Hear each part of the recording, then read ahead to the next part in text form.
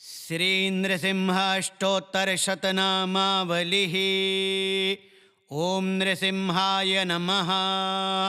ॐ महासिंहाय नमः। ॐ दिव्यसिंहाय नमः। ॐ महाबलाय नमः। ॐ उग्रसिंहाय नमः। ॐ महादेवाय नमः। ॐ स्तम्भजाय नमः। ॐ उग्रलोचनाय नमः। ॐ रौद्राय नमः। ॐ सर्वाद्भुताय नमः। ॐ श्रीमते नमः। ॐ योगानन्दाय नमः। ॐ त्रिविक्रमाय नमः। ॐ हरये नमः। ॐ कोलाहलाय नमः। ॐ चक्रिणे नमः। ॐ विजयाय नमः। ॐ जयवर्धनाय नमः। ॐ पञ्चाननाय नमः। ॐ परब्रह्मणे नमः। ॐ अघोराय नमः। ॐ घोरविक्रमाय नमः। ॐ ज्वालामालिने नमः। ॐ महाज्वालाय नमः। ॐ महाप्रभवे नमः। ॐ नितिलाक्षाय नमः। ॐ सहस्राक्षाय नमः। ॐ दुर्निरीक्षाय नमः। ॐ प्रतापनाय नमः। ॐ महादंष्ट्राय नमः। ॐ प्रह्लादप्रियाय नमः। ॐ प्रह्लादवराय नमः। ॐ भक्तवत्सलाय नमः। ॐ भूतावासाय नमः। ॐ श्रीनिवासाय नमः। ॐ खड्गिने नमः। ॐ परशुधारिणे नमः। ॐ नखायुधाय नमः। ॐ हिरण्यकशिपुध्वंसिने नमः। ॐ दैत्यान्तकाय नमः। ॐ सर्वरक्षकराय नमः। ॐ सर्वभूतात्मने नमः। ॐ सर्वारिष्टविनाशिने नमः। ॐ सर्वसिद्धिप्रदाय नमः। ॐ सर्वमङ्गलाय नमः। ॐ विश्वम्भराय नमः। ॐ अद्भुताय नमः। ॐ नित्याय नमः। ॐ सत्याय नमः।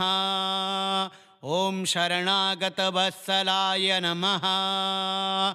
ॐ उदारकीर्तये नमः। ॐ पुण्यात्मने नमः। ॐ चण्डविक्रमाय नमः।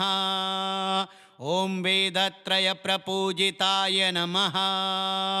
ॐ भगवते नमः। ॐ अच्युताय नमः। ॐ कवये नमः। ॐ माधवाय नमः। ॐ अधोक्षजाय नमः। ॐ अक्षराय नमः। ॐ शर्वाय नमः। ॐ वनमालिने नमः। ॐ वरप्रदाय नमः। ॐ विश्वरूपाय नमः। ॐ परमात्मने नमः। ॐ पावनाय नमः। ॐ अनन्ताय नमः। ॐ शत्रुघ्नाय नमः। ॐ महाकायाय नमः। ॐ विकटाय नमः।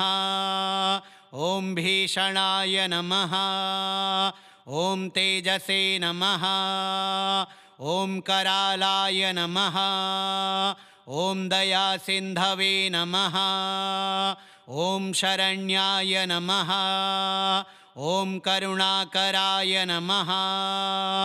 ॐ संसारवैरिणे नमः। ॐ धर्माधाराय नमः।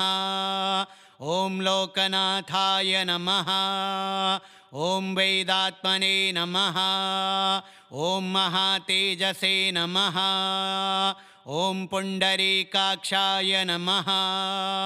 ॐ दुर्धराय नमः ॐ ज्वालिने नमः ॐ कालान्तकाय नमः ॐ महाभीमाय नमः ॐ भद्राय नमः ॐ परात्पराय नमः ॐ वेदवेद्याय नमः ॐ यज्ञमूर्तये नमः ॐ यज्ञभुजे नमः ॐ यज्ञपालकाय नमः ॐ सर्वेश्वराय नमः ॐ दीनबन्धवे नमः ॐ करुणानिधये नमः ॐ महायोगिने नमः ॐ ब्रह्मण्याय नमः ॐ श्रीधराय नमः ॐ ऋषिकेशाय नमः ॐ पुरुषोत्तमाय नमः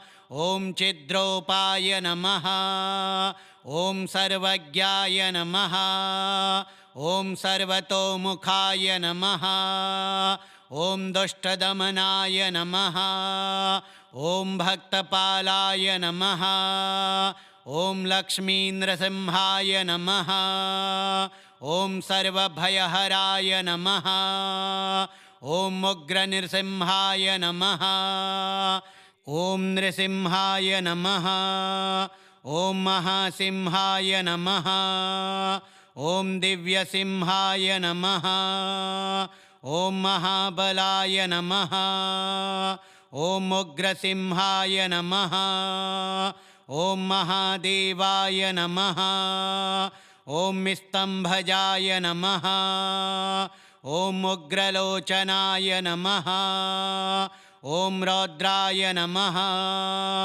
ॐ सर्वाद्भुताय नमः ॐ श्रीमते नमः ॐ योगानन्दाय नमः ॐ त्रिविक्रमाय नमः ॐ हरये नमः ॐ कोलाहलाय नमः ॐ चक्रिणे नमः ॐ विजयाय नमः ॐ जयवर्धनाय नमः ॐ पञ्चाननाय नमः ॐ परब्रह्मणे नमः ॐ अघोराय नमः ॐ घोरविक्रमाय नमः ॐ ज्वालामालिने नमः ॐ महाज्वालाय नमः ॐ महाप्रभवे नमः ॐ नितिलाक्षाय नमः ॐ सहस्राक्षाय नमः ॐ दुर्निरीक्षाय नमः ॐ प्रतापनाय नमः ॐ महादंष्ट्राय नमः ॐ प्रह्लादप्रियाय नमः ॐ प्रह्लादवराय नमः ॐ भक्तवत्सलाय नमः ॐ भूतावासाय नमः ॐ श्रीनिवासाय नमः ॐ खड्गिने नमः ॐ परशुधारिणे नमः ॐ नखायुधाय नमः ॐ हिरण्यकशिपुध्वंसिने नमः ॐ दैत्यान्तकाय नमः ॐ सर्वरक्षकराय नमः ॐ सर्वभूतात्मने नमः ॐ सर्वारिष्टविनाशिने नमः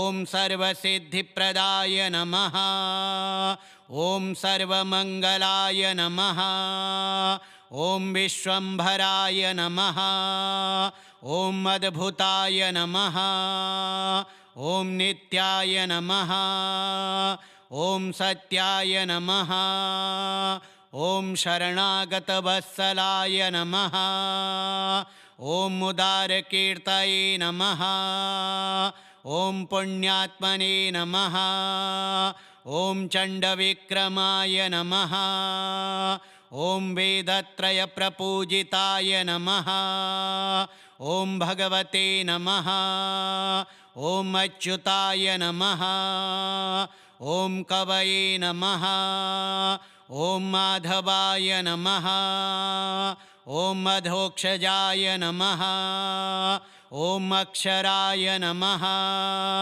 ॐ शर्वाय नमः ॐ वनमालिने नमः ॐ वरप्रदाय नमः ॐ विश्वरूपाय नमः ॐ परमात्मने नमः ॐ पावनाय नमः ॐ अनन्ताय नमः ॐ शत्रुघ्नाय नमः ॐ महाकायाय नमः ॐ विकटाय नमः ॐ भीषणाय नमः ॐ तेजसे नमः ॐ करालाय नमः ॐ दयासिन्धवे नमः ॐ शरण्याय नमः ॐ करुणाकराय नमः ॐ संसारवैरिणे नमः ॐ धर्माधाराय नमः ॐ लोकनाथाय नमः ॐ वेदात्मने नमः ॐ महातेजसे नमः ॐ पुण्डरीकाक्षाय नमः ॐ दुर्धराय नमः ॐ ज्वालिने नमः ॐ कालान्तकाय नमः ॐ महाभीमाय नमः ॐ भद्राय नमः ॐ परात्पराय नमः ॐ वेदवेद्याय नमः ॐ यज्ञमूर्तये नमः ॐ यज्ञभुजे नमः ॐ यज्ञपालकाय नमः ॐ सर्वेश्वराय नमः ॐ दीनबन्धवे नमः ॐ करुणानिधये नमः ॐ महायोगिने नमः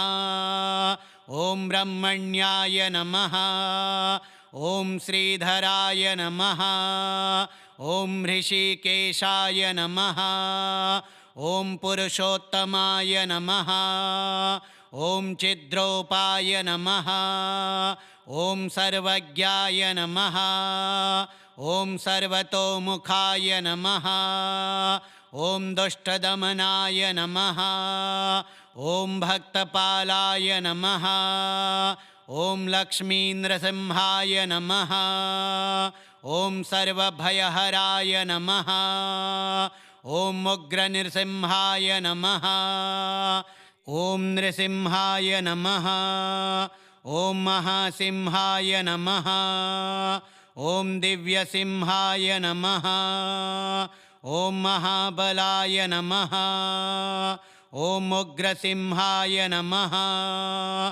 ॐ महादेवाय नमः ॐ स्तम्भजाय नमः ॐ उग्रलोचनाय नमः ॐ रौद्राय नमः ॐ सर्वाद्भुताय नमः ॐ श्रीमते नमः ॐ योगानन्दाय नमः ॐ त्रिविक्रमाय नमः ॐ हरये नमः ॐ कोलाहलाय नमः ॐ चक्रिणे नमः ॐ विजयाय नमः ॐ जयवर्धनाय नमः ॐ पञ्चाननाय नमः ॐ परब्रह्मणे नमः ॐ अघोराय नमः ॐ घोरविक्रमाय नमः ॐ ज्वालामालिने नमः ॐ महाज्वालाय नमः ॐ महाप्रभवे नमः ॐ नितिलाक्षाय नमः ॐ सहस्राक्षाय नमः ॐ दुर्निरीक्षाय नमः ॐ प्रतापनाय नमः ॐ महादंष्ट्राय नमः ॐ प्रह्लादप्रियाय नमः ॐ प्रह्लादवराय नमः ॐ भक्तवत्सलाय नमः ॐ भूतावासाय नमः ॐ श्रीनिवासाय नमः ॐ खड्गिने नमः ॐ परशुधारिणे नमः ॐ नखायुधाय नमः ॐ हिरण्यकशिपुध्वंसिने नमः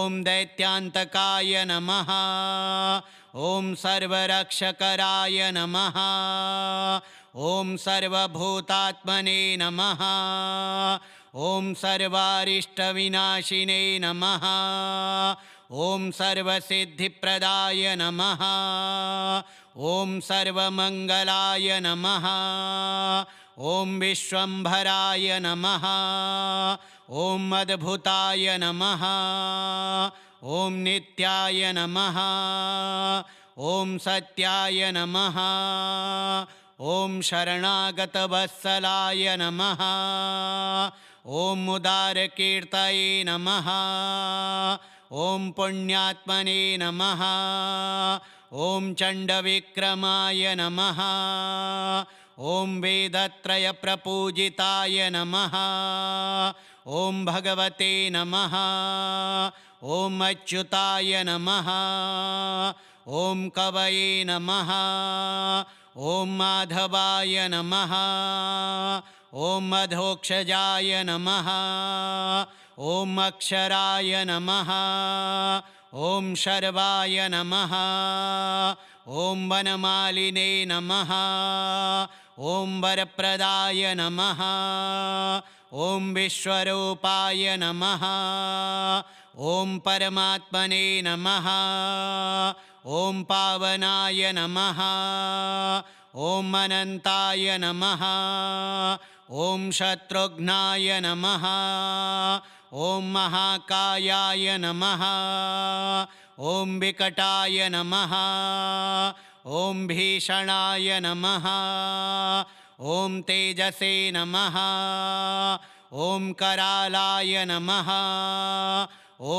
दयासिन्धवे नमः ॐ शरण्याय नमः ॐ करुणाकराय नमः ॐ संसारवैरिणे नमः ॐ धर्माधाराय नमः ॐ लोकनाथाय नमः ॐ वेदात्मने नमः ॐ महातेजसे नमः ॐ पुण्डरीकाक्षाय नमः ॐ दुर्धराय नमः ॐ ज्वालिने नमः ॐ कालान्तकाय नमः ॐ महाभीमाय नमः ॐ भद्राय नमः ॐ परात्पराय नमः ॐ वेदवेद्याय नमः ॐ यज्ञमूर्तये नमः ॐ यज्ञभुजे